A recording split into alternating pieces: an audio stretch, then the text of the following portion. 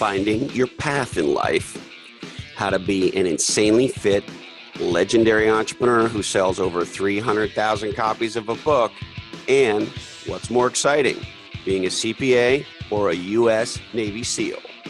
All right. Hey ho, let's go. Hello, my legendary friends, and welcome to this episode of Legends and Losers. Man, am I ever glad you are here with us today. And if by chance this is your first Legends and Losers, welcome to the dialogue. Today we have an extraordinary guest with us, a very manly man, a very approachable guy, a very generous guy, a very warm guy, and a very, very tough guy. We have U.S. Navy SEAL retired Commander Mark Divine with us today on Legends and Losers. He's written a number of best-selling books, including Unbeatable Mind, and we have an extraordinary dialogue. So more about Mark in a sec. Now, off the top, it has recently come to my attention that I may need to challenge a celebrity to a sparring match, maybe. There's a celebrity actor named Matthew McConaughey, and you're going to have to forgive me. I don't really know who any of these people are. So I sort of have a vague idea about who this guy is, but I pay almost or as little attention to celebutard behavior as possible. I know our world is obsessed with these people, and I'm sure this guy's a great guy. He sounds very funny and an engaging character. But I'm not that interested in these folks. And the reason is that simple. You play somebody else for a living. You pretend to be somebody else. So no disrespect to actors. I get that it's like a lot of people's dream and congratulations and all that. But in terms of hanging out with them and being interested in what they have to say and so forth and so on, they play other people on TV. This is kind of what, 6-year-olds do. They've just kind of made a living out of it. So that's great for them, but I just don't find them particularly interesting. Now, why am I bringing up this guy, Matthew McConaughey? I'll tell you why. Apparently, it has come to my attention that he likes to say, all right, all right, all right. And he claims to have been saying it for quite some time. So I hereby, challenge you, one Matthew McConaughey, star of some weird Lincoln TV commercial ads, to a all right, all right, all right, off. I challenge you to see who can do a better all right, all right, all right. Matthew McConaughey, it's on. Also, before we get to our guest today, Mark Divine, I want to tell you about a couple of speaking events, personal appearance events, so to speak, I'm making. Now, I have to admit, I retired a little over a year ago in 2016 when our book Play Bigger came out. And, I did a bunch of the PR and stuff as you'd expect me to do from the book. And I love to go speak in public. But I didn't think I'd be doing very much of it anymore, candidly, because I don't like to travel. I spent so much of my life traveling as a CMO that and I've really found my place in the world, so to speak, that I don't really have a compelling need to get on a plane and fly all over planet Earth as much as I love it. That said, as more and more research comes out, as more and more studies come out about the decline in American entrepreneurship, I thought, you know what? I got to do my part. And so I am doing 2 events this fall that I'm very excited about with 2 wonderful organizations. The first one I'll highlight is with a venture firm called Wildcat Ventures. They're a prestigious firm headquartered in the San Francisco Bay Area, co-founded by an old buddy of mine named Bruce Cleveland. And I'm looking forward to having Bruce on Legends and Losers. Bruce is an entrepreneur. He was one of the very early guys at Oracle and one of the very early folks at Siebel Systems. And when he was at Siebel Systems, he and Pat House and Tom Siebel and the rest of the team at Siebel Systems destroyed my really my net worth, my fragile ego, and really crushed my spirit back in the mid to late 90s when the CRM customer relationship management market was taking off. Siebel beat Vantive and everybody else. I was the head of marketing at Vantive. And so when they won and became the category king, they crushed everything in my life at the time. And I can't thank them enough for it. And so Bruce has gone on to become a success. I tried to pick myself up and keep going. And, like prize fighters, where one beats the snot out of the other, but they shake hands at the end. Bruce and I have become reconnected in the last little bit, and it's been great. And he does this incredible event in the city where he invites top executives to talk about things that matter. And so Wildcat Ventures, in concert with the Traction Gap Institute, is putting on an event September 6th from 5:30 to 8:30 p.m. in San Francisco called How Legends Design and Dominate Categories. It's taking place at Dog Patch Wineworks. And if you would like your special VIP invitation to September 6th, How Legends Design and Dominate Categories with me, Bruce Cleveland, and the whole team at Wildcat Ventures, send email to blackhole@legendsandlosers.com, and our friends at Wildcat will get you connected. The other thing I'm doing that is in the speaking domain that's really fun is I've joined the folks at NetSuite who have a tremendous commitment to spurring the growth of entrepreneurial businesses around the world to do what they call the Next Ready Business Tour. And we'll be speaking with Jason Maynard, one of their top executives, one of the smartest people I know, and talking about category design and how to create an unfair competitive advantage. And we will be in San Diego on August 24th. September 20th in Denver, September 26th in the beautiful Toronto, Canada. How's it going, September 27th, New York, New York, and November 9th in Miami. And again, to request your VIP invitation to the NetSuite Next Ready Business Tour, fire an email to blackhole@legendsandlosers.com, stipulate the date you're interested in, and our friends at NetSuite will get you connected. All right, Matthew. Today's guest is an extraordinary man named Mark Divine. He today is a highly sought after speaker, coach, and best-selling author. Originally, Mark is from upstate New York. He has a degree in economics from Colgate University and a master's in business administration from New York University's Stern School of Business. His first career, and one of the things I love about Mark is he's reinvented himself. When we talk about designing a legendary business and legendary life, that can leave you with the impression that you sort of design it once and you're good. As we well know, life is an ongoing process of discovery and exploration and fun. And therefore, so is designing a legendary life. And one of the cool things about Mark is he's done that multiple times. So his first career coming out of biz school and university was with PricewaterhouseCoopers, or Coopers and Lybrand at the time. And Mark, believe it or not, is a CPA. And I don't know how many Navy SEALs are CPAs, but there you go. About 4 years after joining Coopers and Lybrand, Mark left, and he decided he was going to leave the corporate world to pursue his vision of becoming an elite Navy SEAL officer, which he did. At 26 years of age, he graduated the SEAL Buds class number 70 as the number one ranked trainee in his class, something that's called an honor man. Mark served his country, the United States of America, for 9 years on total active duty as a Navy SEAL, and 11 as a Reserve SEAL, retiring as a commander in 2011.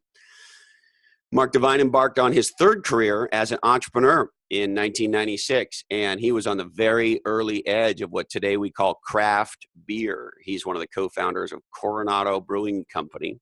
And he also started the e-commerce business, NavySeals.com, which has turned out to be the leading website for information and gear about the SEALs. In 2006, he also launched another company called US Tactical, a government contracting business, where he gained contracts with the Navy Special Warfare Group and trained Navy SEALs and trained recruiting Navy SEALs in a nationwide mentoring program for brand new SEAL trainees. Extraordinary. Mark was also an adjunct professor of leadership. So he's been a professor of leadership at the University of San Diego. he was in a PhD program, and as a reserve in the SEALs, he got called up to serve in the Iraq War. So he did not complete that. Mark is also an accomplished martial artist with multiple black belts in multiple disciplines, and he holds a combat certification in SCARS, the military hand-to-hand combat system. And fascinatingly, Mark is an Ashtanga yoga teacher. Namaste. We're going to get our chakras aligned here in a second. And he's combining these kind of two worlds for a yoga program he calls Unbeatable Warrior Yoga. As I mentioned, he is the best-selling author of The Unbeatable Mind, which came out in 2011 and has turned into a whole kind of program that you could check out at unbeatablemind.com. He also wrote The Way of the SEAL and 8 Weeks to SEALFit. And if you want to check all that good shit out, you can find him at sealfit.com or unbeatablemind.com.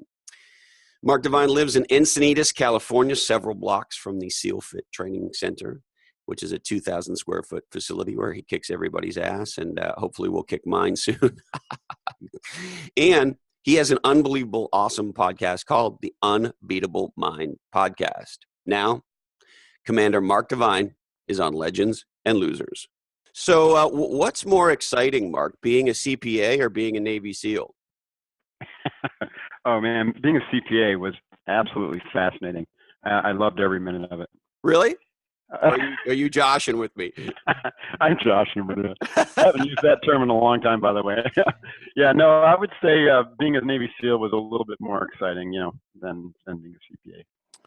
Which training was harder, the CPA training or the SEAL training? Here's another one. Okay, so we're just going to keep doing this. We're going to compare and contrast.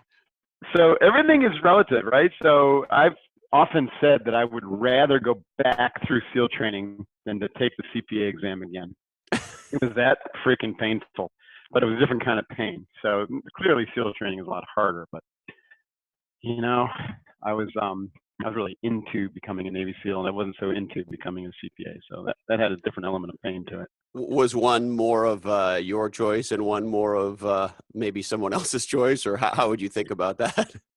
Yeah, I would say that the whole CPA journey was pretty much kind of laid out by family, culture of origin. It was just kind of the path that presented itself, but it wasn't really my choice per se, even though there were some decisions I made. And when I decided to be a SEAL, that was truly from my own autonomy, as a human, where I was fully free will.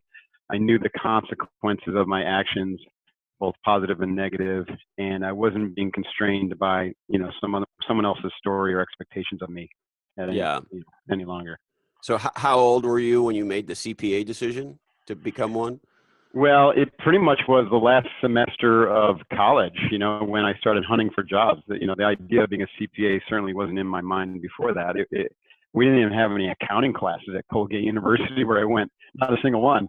And so the whole thing came about because the big 8 firms at the time, I think there's 4 of them left, but the big 8 accounting firms were looking for a better rounded partner at their firms. And they decided that if they hired from liberal arts schools like Colgate, Princeton, they're recruiting from, the northeastern schools, Harvard, Yale.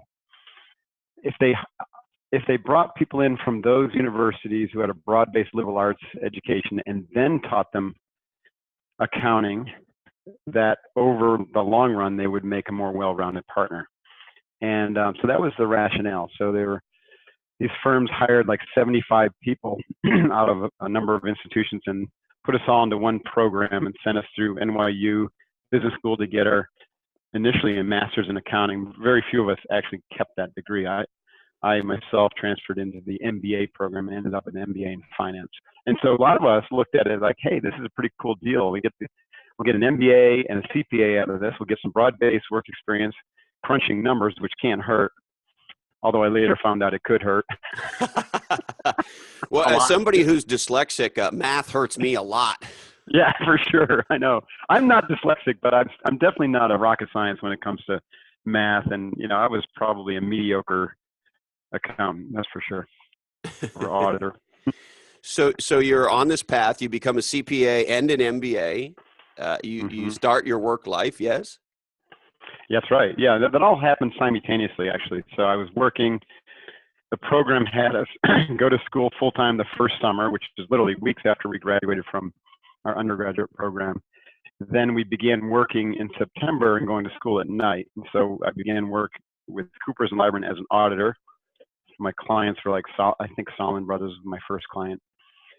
And then so the fall and spring semester was work during the day and go to school at night until like 10 o'clock and rinse and repeat.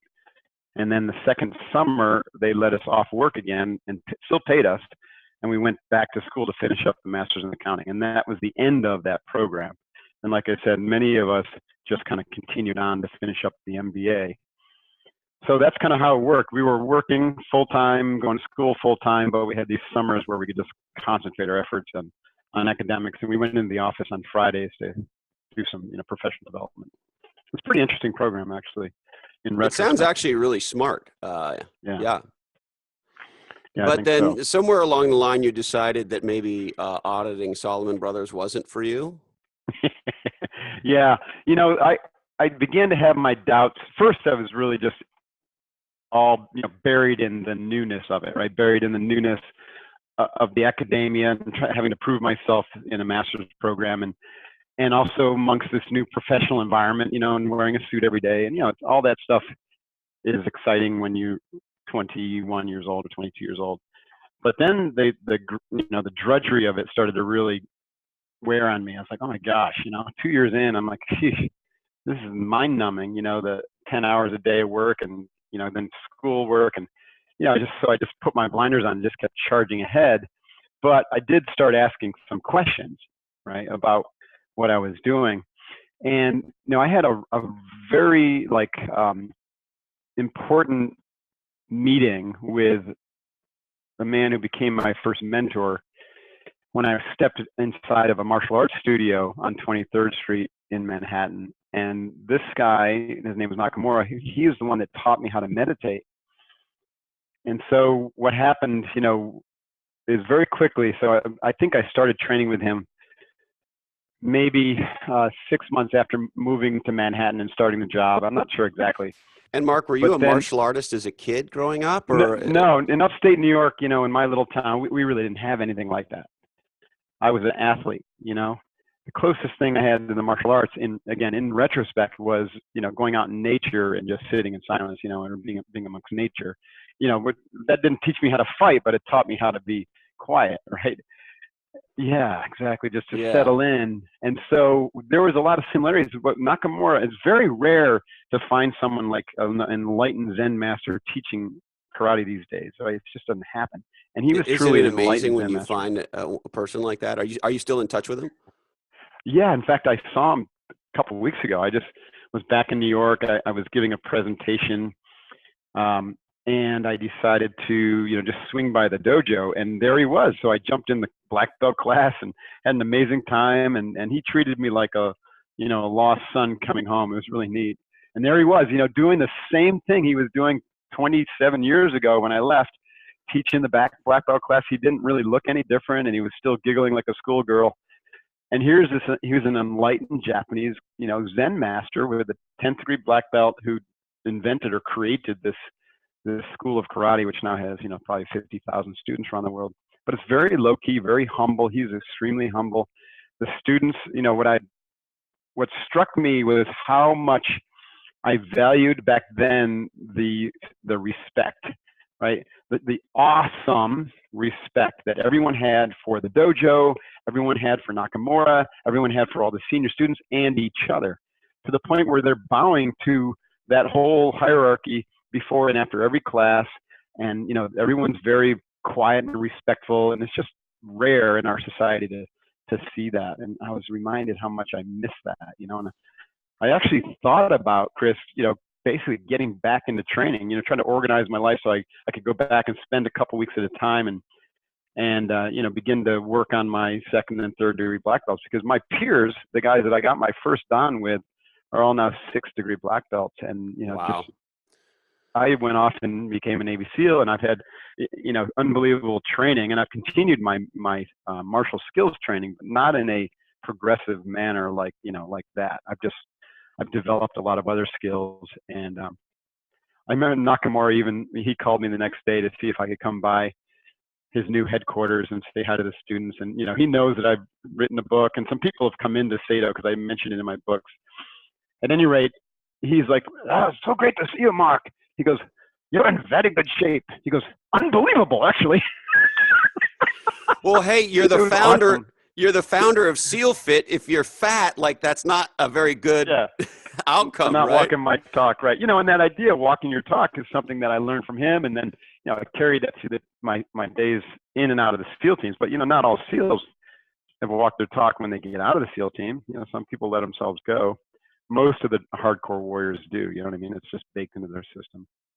You mean they do walk the talk? They do don't walk the talk.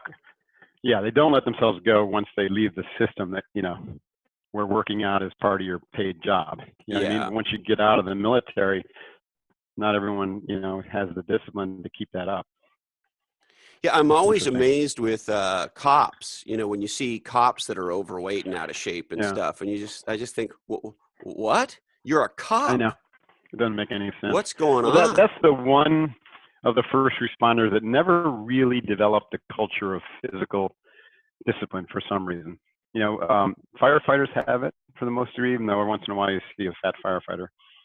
But obviously military has to have it. But the cops, you would think that they would have it, but not, very few do. The other one that amazes me is cops don't seem to get very much martial arts self-defense training. It's true. And I'm always amazed at that too. It's like you think you have a gun that's all you need? Like that's just one. I don't know. You tell me. You're the Navy SEAL and you're the elite martial artist, but a weapon of any kind is just one of the things you have in your toolbox. Yes. That's right. Yeah, absolutely. And the way they teach police officers often gets them into trouble, right? Because they teach the progression of force, and then what happens is they really don't know how to use the skills instinctively, when they get in trouble. Like a great example, you can Google the video, but there's a video of a police officer disarming a perpetrator, a bad guy, and then handing the gun back to him, because that's the way he had trained in practice. You know what I mean? Yeah, you get the gun off him, and then you hand him back. Your turn. No, that's an interesting thing. I train a bunch of martial arts, and I actually started in Krav Maga. And I found it weird in the beginning. For example, when you're practicing a takedown, somebody comes at you and you get them on the ground or something like that. And a natural instinct as a human being is to reach out your hand and help them back up. Right. And at our dojo, we don't do any of those things, right? For exactly that reason, or hand back the plastic knife or gun. Right. No, we don't either, right? Because that gets you in trouble. So there you are as a new MBA CPA. You're in New York, and you walk into this dojo and you start training martial arts. Right. Does that impact you wanting to be a SEAL, or sort of walk me through the progression a little bit, Mark? So I didn't really, when I started training, I didn't even know about the Navy SEALs. I mean, I might have heard about it, but it was certainly not in my consciousness, if in the sense of me wanting to be one. And so what Nakamura did was, of course we had the obligatory sit down, clear your mind, and before you, for a minute or two before you train. And so we do that before and after class. And that was nice. But that wasn't it. That wasn't what started to really open me up. It was Thursday nights, every Thursday night. And to this day, I did it 2 weeks ago because it was Thursday night that I walked into the school. We would have an hour-long Zen class. And it wasn't so much as a class, it's just to sit. And so we would sit for 45 minutes on the little wooden bench we call a zazen bench. The Japanese style to sit on your knees with this bench supporting you, as opposed to like cross-legged, which to this day I can't do. I've never been able to really sit cross-legged either. I always thought, why can't I do this? It's just I can never really find a comfortable way to do that. Yeah, it's very hard for especially for guys who've done a lot of physical activity, because your hips just aren't that open. You know what I mean? I know exactly what you mean. Yeah, if you do squats and deadlifts and then try to sit with your legs crossed comfortably, it's darn near impossible. So that was really, Indian guys with skinny little legs and skinny little bodies. They would train yoga to be able to sit in silence. And they did it cross-legged, honestly, Chris, because I think they didn't have any chairs. Yeah. I just chairs were not in great supply. We didn't have any fucking chairs, so we need to figure out how to get comfy on the ground. Exactly. So chairs is actually the best way to sit, but they can be bulky, and so the Japanese were pretty clever, and they just created these little benches that you can even buy one. I've got one where the legs fold up, and I literally can fit this into my suitcase if I want. I used to Zen bench. do that. Yeah, the Zen bench, and you travel with your Zen bench, but you don't really need that. You can also sit on a couple pillows or something like that. But the point was, we would sit for 45 minutes, and he had a very specific beginner process, and it was pretty much of a torturous process initially, until you really, if you were disciplined enough to come every week and sit with it and practice on your own, then the process worked very well to develop deep concentration and what I call the ability to click into a level 2 mind, which is what the Buddhists would call a simultaneous mind, where you're able to think about your thinking. And then the more training I hate to interrupt you, Mark, but what does it mean to you to think about your thinking? Well, level 1 mind is where people are merged with thought. When I went in to become a CPA, I was level 1 mind. I was really just merged with my thoughts. My thoughts were who I was. There was no differentiation. Level 2 mind is when you can draw a distinct separation between me as a thinker and me as a me, right? Me as a human being. And that's what the concentration training allowed you to do, because you focus on one thing. What Nakamura had us focus on was just inhale, exhale, count number 1. Don't think of anything else. Inhale, exhale, count number 2. Don't think of anything else. And as soon as you notice yourself thinking about something else, which will happen usually before you get to 1, then you go back to 0. You do not pass go. You do not collect $200. You just go straight back to 0. And so the minute you start thinking about groceries or naked ladies or whatever it is. Yeah. So normally what would happen is you start, and then you get to like 8 and realize that since 1, you've been thinking about all that stuff. You know what I mean? You've been so merged with your thinking. That's the level 1 mind. But in those moments where you're like, holy shit, I've been thinking and I'm continuing to think. Now I'm going to shift my thinking. I'm going to interdict that and redirect it back to the breath. Got to go back to 0. And then, for a brief moment, you're like, just inhale, exhale. Now all I'm doing is focusing on that breath. Inhale, exhale, 1. Inhale, exhale, 2. There I go, thinking again. Well, the more you practice that, the more you can actually just follow the breath and the count, and that is concentration training. But what's cool, it's a twofer, because what I realized later on, after really, kind of ferreting out what was going on, was that you're also developing this ability to stay disconnected, disassociated from that thinker.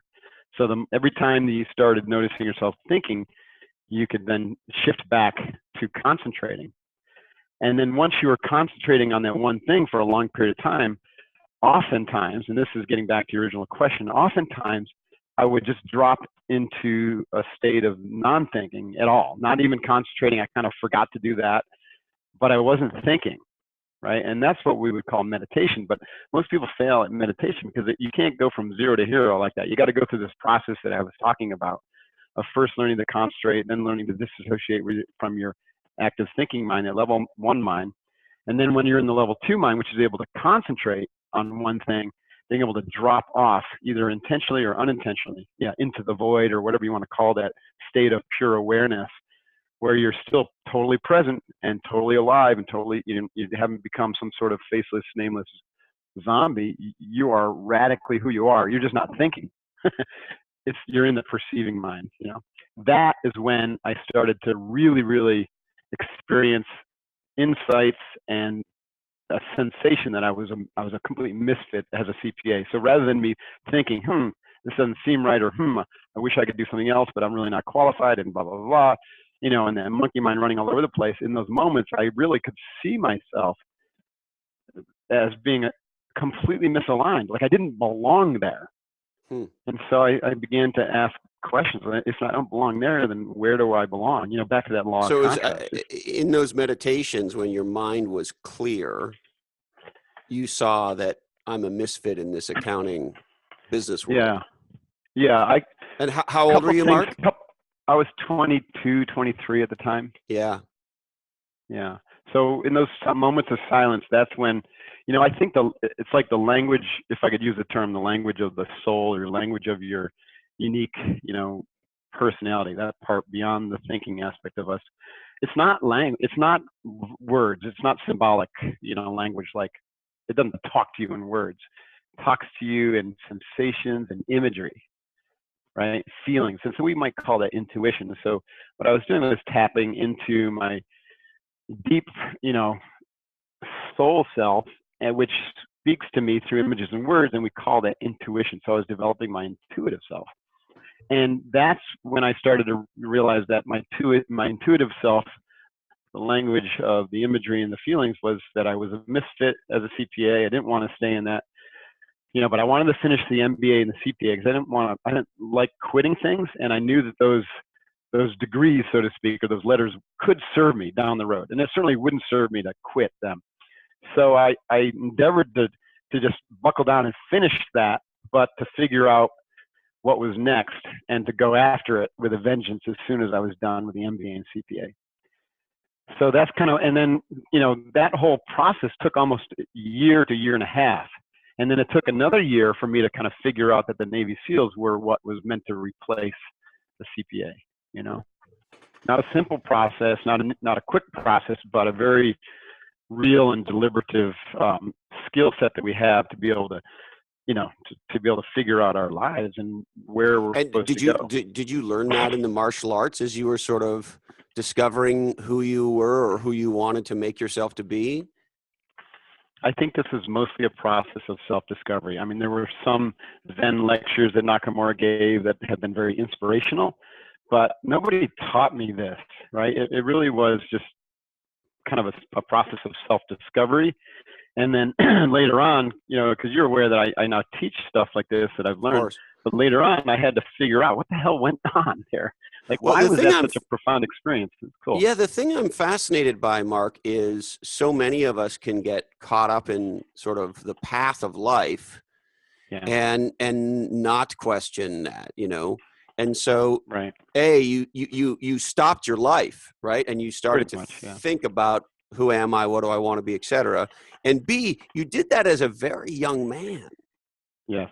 I would say that to me, like, if I have anything to be super grateful for, I have a ton to be super grateful for, but I'm really, really grateful that I was able to do that at 23, right? As opposed to at 43 or 53 or 63 or never, right?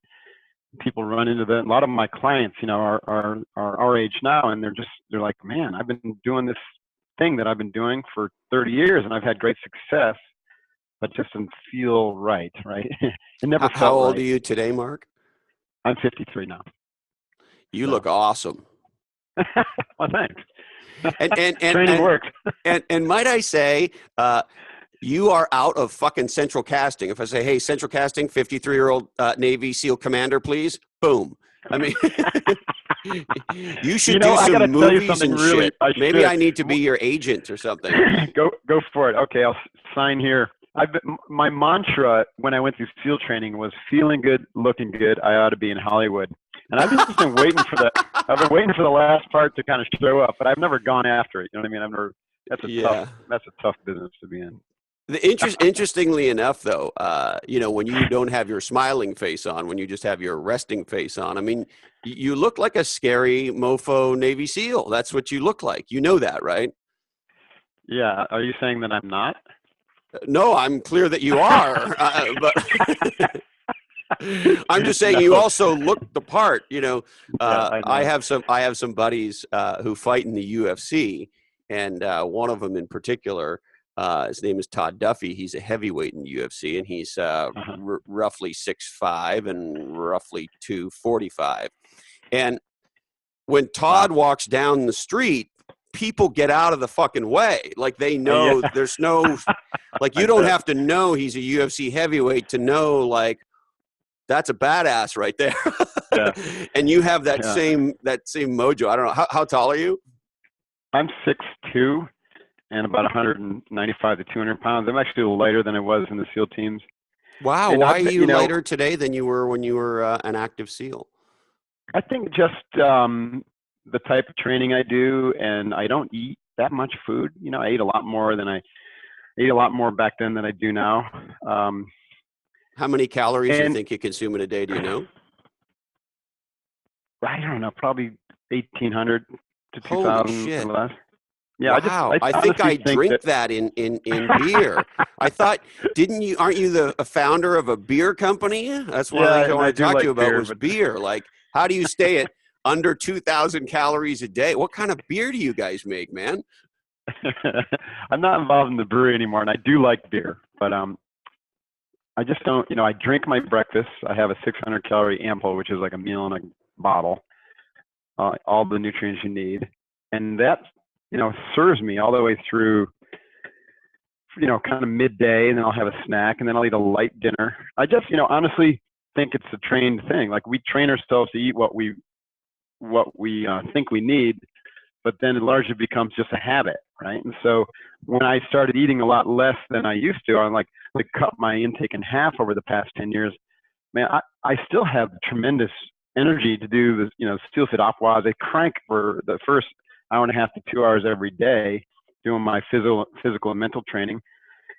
And, you know, if I'm going to do something that requires a little bit more fuel, then I'll just bring it, you know, I'll just consume it. Like, if I'm going to, a good example is this September, we're going to walk 300 kilometers or something to trace this trail, the trail the Spartans, you know, King Leonidas and his 300 Spartans took to save Western civilization. So I imagine, you know, I'm not going to worry so much. I'm going to eat whatever the hell they put in front of me during that thing.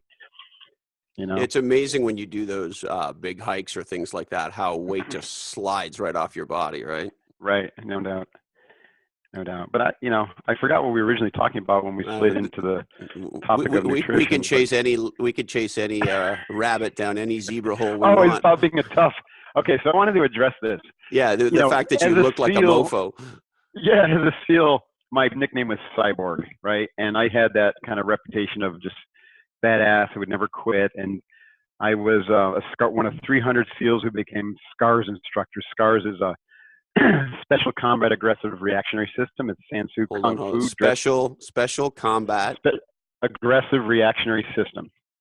It's a phenomenal fighting system. It's similar to Krav Maga, except it's way more offensive minded, right? It's like violent, never to be used unless you're under grievous harm or, you know, grievous risk of injuries. And that's why. Is there a civilian version of it we can train, or if I wanted to learn some of these techniques? There is, absolutely, yeah. So there's two versions. First of all, it all came from Sansu Kung Fu, which was developed for the Chinese mafia, right? And it's very, very effective. Like, they took the fu out of the Kung Fu and just left the distillation of how to win a violent encounter. And there's two versions. So Jerry Peterson is the guy who created SCARS. He was a Sansu master. He created SCARS for the military. He was a former military guy in Vietnam. And Jerry and his son still run a program called SCARS out in Colorado. And they have, I think, 3-4 day seminars. And then one of his students, who was actually one of my teachers, so Jerry was my head instructor at BUD/S. And then one of his students was a guy named Tim, who actually was at BUD/S, but got like cardio edema or something. He had a heart problem, and he had to leave BUD/S, so he got medical rolled. And he ended up coming back to BUD/S to be an instructor in this self-defense, in this hand-to-hand combat.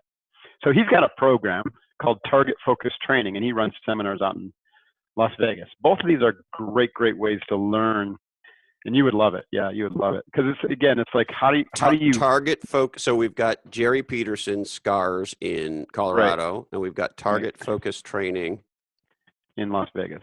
And what's the leader's name for Target Focused Training again? Tim Larkin. Tim. Both of these guys know me pretty well, and if you do head out there, make sure you mention my name, and they'll treat you real well. Target focused training it's a slower, less aggressive version of teaching it. It's more, Tim wanted to teach women and and people who weren't in as great shape as the military So Jerry is still kind of oriented more toward that LEO military audience, and so his training is a little bit more aggressive. Whereas Tim's, literally, they start out almost at Tai Chi speed and try to grease the mental groove first, and it's very safe. But it's super effective. There's plenty of stories where, after a 2-day seminar, a woman gets, someone tries to attack her or, do something wrong, obviously, and just out of nowhere, she's able to just lay them right out. And it's because she learned it at that 2-day seminar.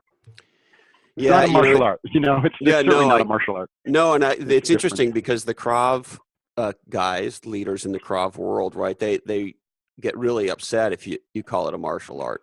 Mm-hmm. They call it a fighting system. But the interesting thing, since I started training, and I haven't trained anywhere near as long as you have, but the aha that I had is, if you're not trained in self-defense, then your well-being and the well-being of people that you love is 100% as a result of other people's behavior. That's right. Yeah. And if you are trained at whatever level, then at a minimum, you have something to say about it if something bad happens, right? It doesn't guarantee anything, but you have a say in the matter if God forbid that happens. And that's been a very eye-opening thing, because I think many of us walk around thinking like we live in a world where, we're always safe. The police will save you, right? And the police won't save you.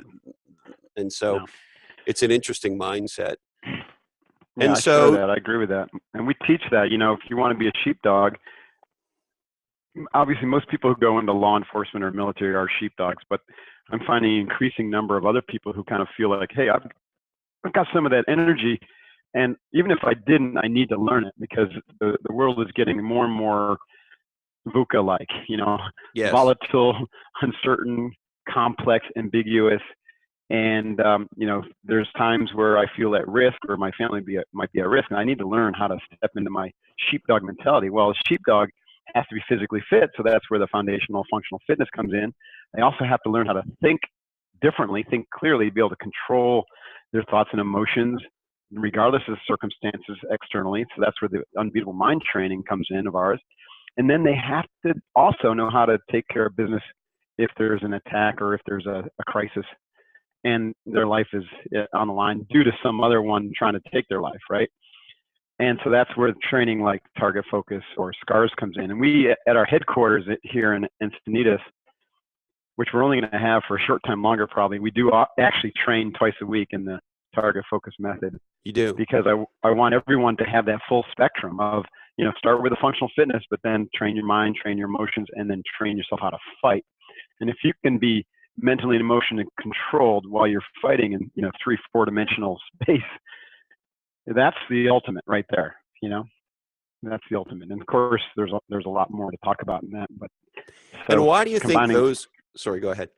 No, I was just going to say, combining martial arts or a fighting system into your training plan is really valuable, because it kind of ties it ties the mind and the body movement into one kind of complete whole, and it's got a very specific purpose to it, right, as well. Yeah, I love what you're saying, because what I learned when I first started training martial arts was, if you think about something like CrossFit or now Orange Theory's the new thing and all, whatever the thing is, right? And if you're somebody who wants to be physically fit and whatever you're doing, but you're off doing these things, you go to a gym, you do these trainings, I love the boot camp workouts where they do all the different stuff, all that shit. Mm-hmm. What I learned was martial arts training is like a quality workout like that, right? While learning a skill that could save the lives of people that you love or your own life. Right. And so why not learn skills while you're pushing yourself and training yourself and making your body more able? Why not learn skill at the same time? That was sort of the aha for me. Yeah, that's a big aha, and I completely agree with that. Especially with a good martial art. There's martial arts. I once studied for 4 years in ninjutsu. Now, ninjutsu was very cool, very esoteric. There were like some 40 arts wrapped up in the art. We were learning Tai Chi and Aki Jiu-Jitsu and Aikido and Fujitsu, which is like basically floor fighting, like Brazilian Jiu-Jitsu. But there just really wasn't any time to work out, Yeah. And so So the guys weren't always in that, that good of shape. So you want to have, if you're going to do a good martial arts program, there should be functional fitness kind of baked into it, or else you're going to be, you're not going to be, the tools will still work for you if you have proper physical dynamics and use leverage properly and, breathe properly, but they'll work better for you if you're also physically fit. Yeah, my boxing coach, Nick Townsend, when he takes off his shirt, he looks like those kids' toys, like of the Incredible Hulk, or maybe like a GI, like right. some kind of he doesn't look like his body is possible in the physical world. And I know he doesn't take steroids or anything. It's just like, it's insane. And what he has explained to me, he grew up in a very tough neighborhood. He's the smallest of many brothers who are, much bigger than him. He's about 5'11", maybe 215, something like that, pure muscle. And he said, look, I built myself a suit of armor. And that's actually what it looks like. When you look at him, he looks like a Batman costume. Awesome. Oh man, that's cool. So you have this awakening in your early 20s that you want to join the SEALs, Mark, and then what happens? Well, then I had to figure out how to get in, right? And here I was at 23 years old saying, yeah, I think I'm going to go be a SEAL. So do I be an enlisted SEAL or an officer? I was like, well, I'm going to have a master's degree in a couple of years or 18 months. I really should be an officer. I went to the enlisted office first, and they said, you don't want to be an officer. Those guys are a bunch of assholes. And I was like, well, said the non-officer in the recruiting exactly. office. Is that what happened? Yeah, the enlisted guys are like, you don't want to be an officer. You don't want to be one of those guys. So I said, well, let me talk to the officers anyway. So I went and talked to the officer recruiters, told them I want to be a SEAL, and they were like, why the hell would you want to do that? There's no career in the Navy in the SEALs. And back then there really wasn't. Actually, they were just changing it a few years after I got into where it was a full career path. Or maybe it was right in the process of being changed. But for the longest time, you had to go into other parts of the Navy if you wanted to have a full career. But then they closed looped it for officers and enlisted. But anyways, the SEALs had a ferocious reputation in the 80s because of the actions in Vietnam, which were amazing. The Vietnamese, the Viet Cong called the SEALs devils with green faces. And there were only 200 SEALs, 2 SEAL teams, SEAL Team 1, SEAL Team 2. Each one had like 4 platoons that rotated relentlessly through Vietnam. And they also worked with the PRU and the Phoenix program with the agency. And they were all over that. And just the results they got were astonishing. And there were some deaths by helicopters and people getting shot and stuff, but only 36 SEALs lost their lives in Vietnam, God bless them.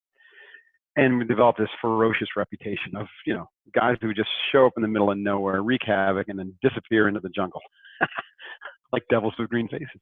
So that was cool to me. Sounds awesome to me. Yeah. Yeah, it was really cool to me. But the Navy, the big Navy, which is very conventionally minded, just thought we were a bunch of renegades. And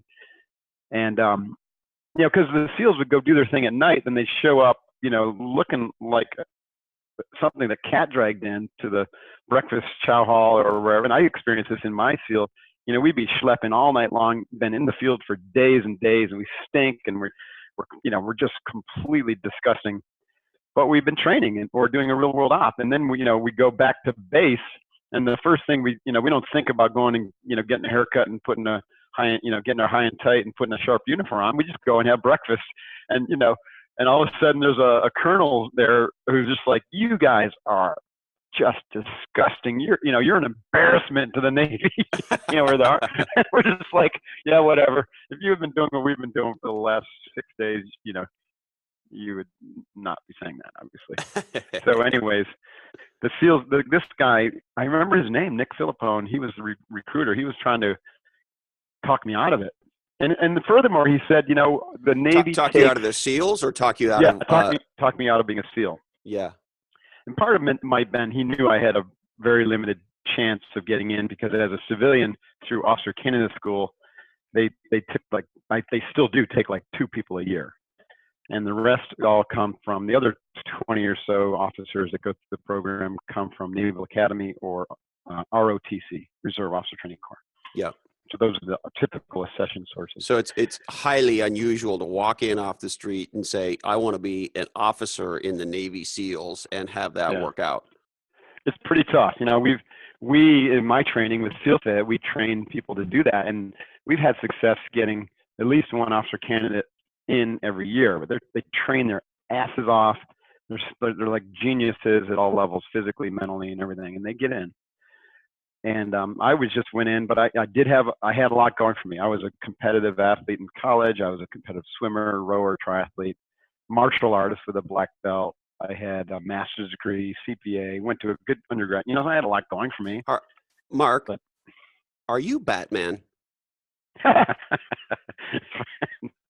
No, but I got mistaken for Superman once. Yeah, no shit you did. I mean, you just go through that list. You're like, oh, wow, Jesus Christ. I'm going to sit over here in the corner and feel like a piece of shit and maybe have a scotch and try to forget how awesome you are and how shitty I am. Anyway, keep going. I'm just getting warmed up. Oh, that's excellent. Yeah. At any rate, you know, Nick, I was like, Nick, no, I'm going to do this. Just, you know, trust me that this is the right thing. And so the storyline that runs parallel to this is, you know, I was so enamored with the Zen and the meditation, and I had learned visualization back in college from my swim coach, who was kind of an early pioneer in sports psychology and sports visualization. So he had taught me how to visualize for my swimming career, and I had great success with that, actually. And so I began to combine the meditation with the visualization. And so I would do the process every day for 20 minutes. Say, here's what I said, Chris, I'm going to be a Navy SEAL. Physical training, I got that covered. You know, I'm just going to keep doing what I'm doing. I was running every day. I was already an excellent swimmer, so I didn't need to do much there. I was continuing martial art, which was great functional fitness training for buds. I was pretty durable. I was pretty fit. I can nail the screening test. I was like, okay, good. I'm good there. So where I can really make gains is in the mental training.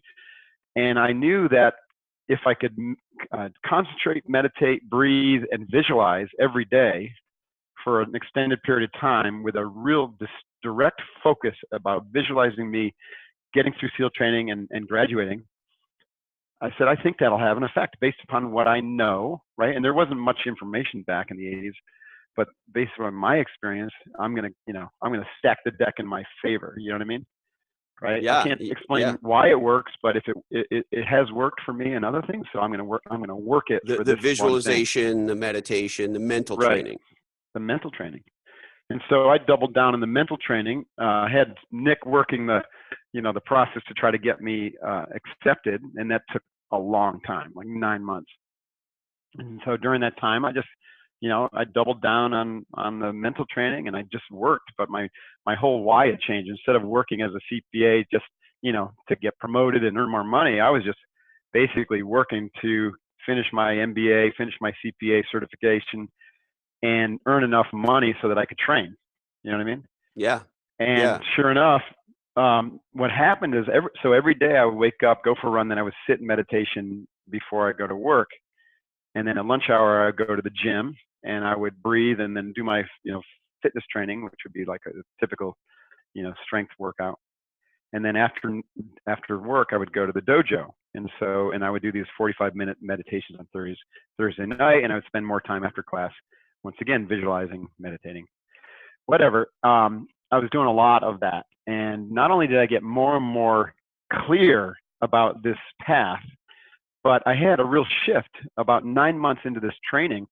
I don't know what it is about that 9-month marker, but 9 months into this training, I felt like a sense of total certainty wash over me, that I was 100% certain that I was going to be a Navy SEAL. And I wasn't even accepted into the program yet. But a week later, Nick calls me, hey, Mark, congratulations. You got, a slot at Officer Candidate School with a guarantee to go to BUDS training, Navy SEAL training afterwards. And I was like, hoo-yah, yay. And so you just made it so. You made it true. Yeah, basically. And now I call that principle winning in your mind before you step foot in the battlefield. And Sun Tzu has a very famous quote in The Art of War that way. It's the victorious warrior wins in their mind before they go to Yes. war, right? And And is so that that's why what's happening. is that why your first book, you wanted to focus on that Unbeatable Mind? Yes. I mean, it's Yeah, not, pretty much. you know, if you sort of described your background and then said, oh, yes, this Superman, Batman character dude is coming out with his first book, you would think it would be maybe a book about, you know, literally war stories or maybe even how to be Batman or something, right? But you, The Batman story is coming. yeah. Actually, that my first book was the 8 Weeks to Seal Fit, but then I self-published that. Then I wrote Unbeatable Mind and self-published that. And then I had a publisher come to me and say, hey, we want you to rework 8 Weeks to Seal Fit. And so I rewrote the whole thing and told it Okay, got it. through stories. So then that got published by St. Martin's Press, 8 Weeks to Seal Fit. I And kept just as a Unbeatable side Mind note, as a I'm curious to ask you as an author. I've only written one book, and it was published by HarperCollins, so kind of went the nice. traditional route. Which, Congratulations. Yeah. thank you, it was an incredible experience, and I'm really glad we went the traditional route. But I'm curious, you know, you've done both, the self-publish Yeah. and then Yeah. published by a publisher. What are your thoughts on both those routes? I think they're both valuable. The reason the self-published worked for me is because I had ended up having 3 books now published with a major publisher, and that brings tremendous credibility, as you're aware, with the HarperCollins project. And you know, though they don't do as great a job as they'd like to think, they will go out and get exposure and push the book into major channels. And you know, so my book, The Way of the Seal, I think is sold about 300,000 copies, and we're on Holy tap to do. shit, Mark!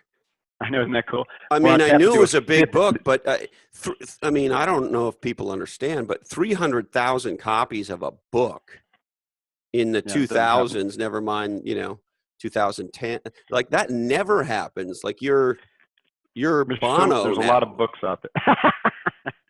my visualization, see, I'm using the skills. My visualization is 1 million copies, and I think I'm going to hit it because the book Of it Seal seems like Fit. of 8 weeks, no, of The Way of the Seal. The Way of the Seal. Thank you. The Way of the Seal, yeah, which is published by Reader's Digest, now called Trusted Media.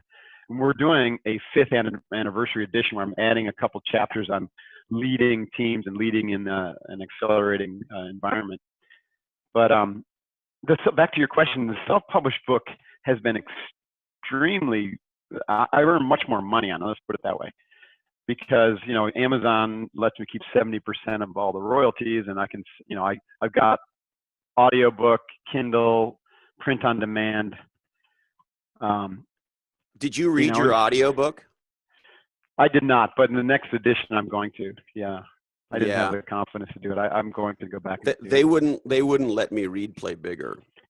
They didn't let me do it for The Way of the Seal either, and a lot of people complain. They're like, "Hey, wish this was in your voice." But Well, and in our case, the guy that did it's a guy named Sean Pratt. I think he did a great job, but I remember a dialogue with the publisher saying, "Now wait a minute, you mean to tell me that you think the guy that's done this 4,372 times and me who's done it 0, you think he's going to do a better job? Fuck you." But you know, it is an interesting thing because of course a lot of people want to hear the author read it, but you know, of course a professional is going to do a more professional job. It's an interesting choice, right? Yeah, I think so.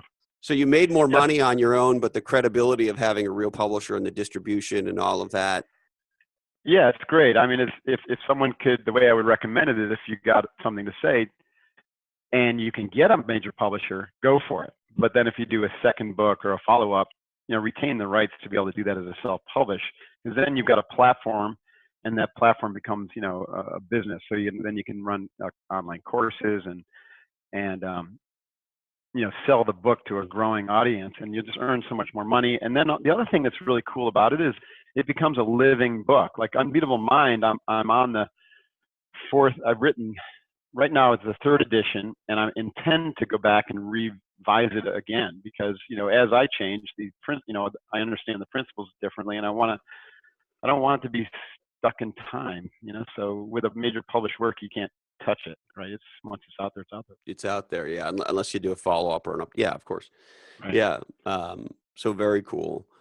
So I want to be respectful of your time, but I got like 1,000 more things that I would love to talk with you. I hear you. Me too. And so I guess that leads to a request, which is, can we do more of this, Mark, or can we extend this? Or you tell me. Yeah, I do have a commitment, but I'd be happy to do a part 2, or, if you want to do a series or something, that'd be fun. Whew. Mark Devine on Legends and Losers. Thank you, Mark. What an extraordinary and inspiring human being Mark is. If you like this episode, you'll love episode 38 called Lead Like a Navy SEAL with former Navy SEAL turned entrepreneur, Chris Fussell. We would also like to do a couple shout outs today. Want to say a big thank you to our good friend, Casey McCoy. Casey, you're an awesome guy. Thank you for your love note. And Casey sent me a box of chocolate truffles made out of whiskey and bourbon. Wowie wee wow. If you take chocolate and throw bourbon in them, you get 2 awesome things, not one. So I don't know what I did, Casey, to deserve your kind note and your tasty chocolates, but Carrie and I are enjoying them. Thank you so much. Now, also, here on Legends and Losers, we like to play with words and make up words and fool around with language. So I actually heard this on our local news broadcast here in Santa Cruz recently, where a woman used the word ferocious. She said it was this place smells ferocious was the exact quote. So I'm guessing, this is just my guess, that ferocious is a combination of horrible and ferocious. Ferocious. I quite like that. So I'd be curious, post something on our Facebook group if you like the word ferocious. And after I heard this, I thought we could reach out on Facebook and see if there's any other made up words that you guys like. And a couple, first of all, Mike McCarthy says that David Osborne is the creator of the word go abundance. The combination of go and abundance, go abundance to go abundance, which of course is an organization of fantastic men trying to do fantastic things. So go abundance is a word we like. And then our friend Sean Douglas, who also has a great podcast and also served the United States honorably in our armed services, he noted on Facebook a couple of words: hangry, which I'm guessing is the combination of hungry and angry, which I really like. I'm getting very, very freaking hangry here. Boom sauce. Now, I'm not sure, Mark, what boom sauce is. I could come up with multiple definitions of boom sauce. So if you could clarify the meaning of boom sauce and maybe get my mind out of the gutter, that would be great. And then, of course, the famous and well-used today amazeballs, as in, wow, that was an amazeballs thing that just went on. And I've never seen any amazeballs up close, but for the love of whoever you love, do not send me any photos of your amazeballs. Also, would love it if you checked us out at legendsandlosers.com and you subscribed on iTunes, Stitcher, or YouTube. We always love your legendary reviews. Please keep them coming. You can find us on facebook.com/groups/legendsandlosers. On Twitter, if that's your thing, at Legends Losers. We're Legends and Losers on the Instagram as well. And we love to get your email, blackhole@legendsandlosers.com. And we would love it if you shared the shit out of our show. We would like to thank Equity Directory, the invite-only network of entrepreneurs and startup talent exchanging work for equity, HarperCollins, Play Bigger, How Pirates, Dreamers, and Innovators Create and Dominate Markets, OneLifeFullyLived.org, the nonprofit helping you dream, plan, and live your left life and your right life.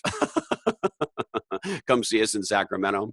Positive Marketing, PR, marketing, and category design in London, Europe, and beyond. Our good friends at NetSuite, #1 in cloud ERP. Come see us, the next Ready Business Tour. The World Wildlife Foundation, because the planet only has one planet. WWF, check them out and help them out. The amazing and important read, Faster, Higher, Further, the Volkswagen Scandal. This is from New York Times writer and upcoming guest Jack Ewing on Legends and Losers, a spectacular book. 800 CEO Read, business books. Don't be a loser. Read something. PursuingResults.com, the producers of legendary podcasts, and this one, Interview Valet, podcast interview marketing. Get yourself on some podcasts and get some business done. 1185 Design. There's a reason that all the great brands in Silicon Valley walk through the doors of 1185. Executives After Hour, a great podcast with marketing PhD and my buddy, Dr. James Kelly. Thanks for having me on, Dr. James. Project Relo, a nonprofit offering an extraordinary leadership experience with America's military veterans. Check out Project Relo if you're interested in cool shit with the military. Unbeatable Mind, the best-selling book from today's guest. And it's also a legendary podcast from today's guest, retired Navy SEAL, the handsome and talented Mark Devine. TheMarketingJournal.org, what legendary marketing people read, and Doctors Without Borders. You make a donation, and we make a difference in the toughest places in the world.